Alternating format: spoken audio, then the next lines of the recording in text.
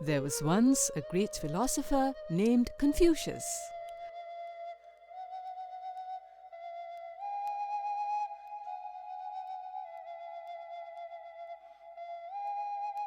One day, Confucius asked his favorite disciple, Tseng-Tzu, if he knew what the former kings practiced in their land in order to maintain peace and harmony.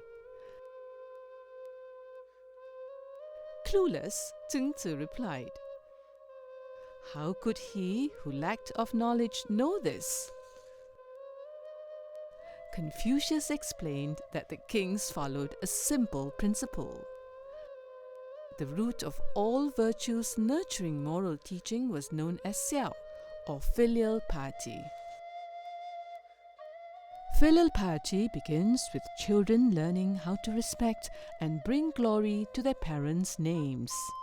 They are careful of their conduct and are frugal, all in order to nourish their parents. Parent-child relationship being so fundamental to human relations and human society in general. So that's why that virtue, as a virtue that reflects the proper way to treat your parents, becomes the most fundamental virtue in Confucianism as well. But what the ancient kings had held sacred is rarely practiced anymore. Madame Zainon Yusof is a 62-year-old widow who lives alone in a 3-room flat located at Tampines. She's been living alone for 5 years, ever since her children chased her out of their homes.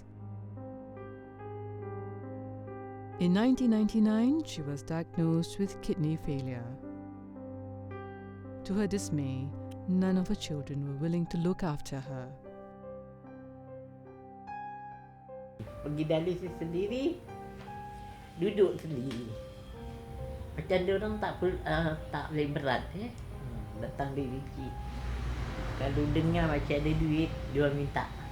Mungkin salah cik tak didik dia orang dengan agama. Jadi salah cik. Didikkan dia orang ni semua dengan duit. Kan cik kan ada duit dulu cik ni lagi. Dia nak duit apa kita kasih kan. Apa dia nak beli semua kita kasih, kita belikan. A bad fall has left Madame Zainon wheelchair-bound, which limits her trips outdoors. These lonely hours at home every day leaves her with empty wishes for her children to change one day. Pasal kita dah sakit. Kita sakit, kita tak ada duit. Itu pasal dia tak nak jaga kita kan. Kita boleh jaga dia orang, dia tak jaga kita. Cik boleh maafkan dia, tapi dia mesti nak jumpa cik lah, cakap dia bersalah kan. Takkan mak tak maafkan dia Cik mahu dia orang, yelah hormati orang tua, jangan malah-malah. Harapan cik kalau boleh dia orang baiklah.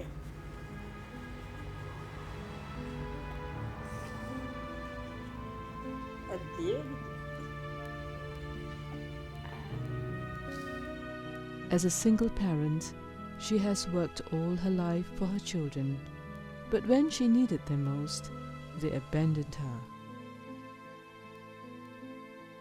All she can do now is to hope for a change.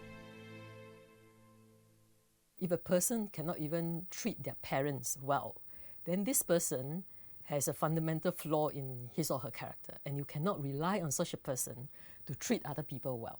So it then becomes one of the most basic human virtue that Confucianism expects people to acquire as part of their personal cultivation.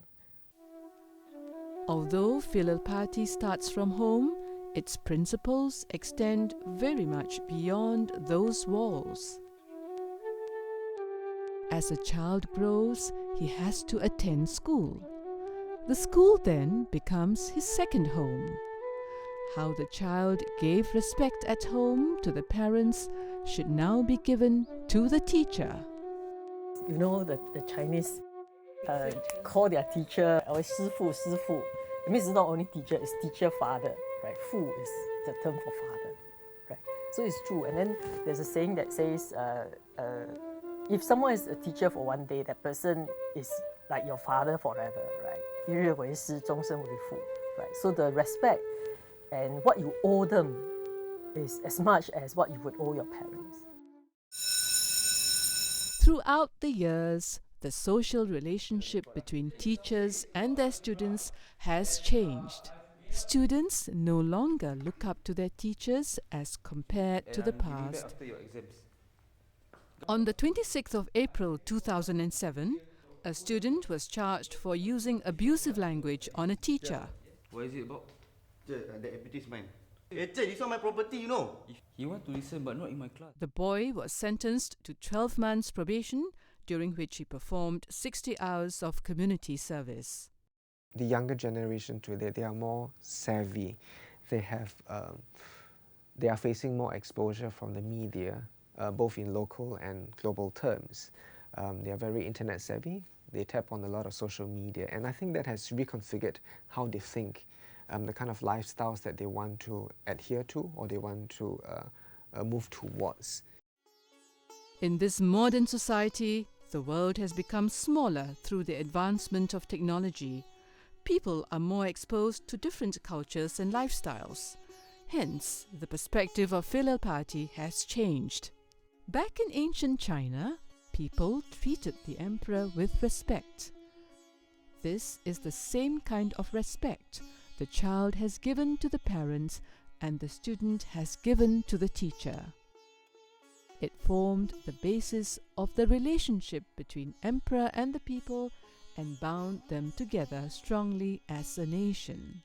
Today, the Singapore government understands the importance of filial piety, and so they have fused its morals and values into the national ideology. Singapore's government in the last few decades have operated on 5 main shared values, one of which is family is the basic unit of society. Other values would be community above self. So there is always this emphasis on how the individual ought to be contributing to society and place many things above self. And then family is one of the crux points there. In this age of civilization, to preserve Singapore's Asian identity, the government has been using the concept of shared values. Filial piety has been one of the focal points amongst these values. The Maintenance of Parents Act was introduced for the elderly parents who are not being maintained by their children. Financially disadvantaged residents aged 60 and above can claim support from their children who are capable of sustaining them but are not doing so. Such rules were implemented with hope to bring back the values of filial piety. That law itself is an admission that Singapore as a society has lost that value, right? That Confucian value of filial piety is almost non-existent nowadays. Otherwise, there will be no need for the law. Okay? If you have to actually threaten or actually punish a person for not taking care of their parents, right? And this actually, from a Confucian point of view, is a very pathetic situation in the society. Itu hari pun di sini orang nak buat gitu juga. Kita nak cakap biar dia orang. Selagi dia orang boleh buat, orang tu buat. Sampai mana dia cakap. Even for Madam Zainon, respect and obedience is not something that should be forced.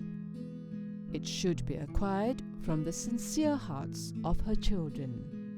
This has to come from the heart. This has to be cultivated. It's not something that can be forced out of you. Whatever is forced out of you is only something that you do under duress, and it completely lost that spirit, right? Certainly not a virtue anymore. Filial piety is a significant virtue that not only nurtures one's relationships with others, but also maintains peace and harmony within a country.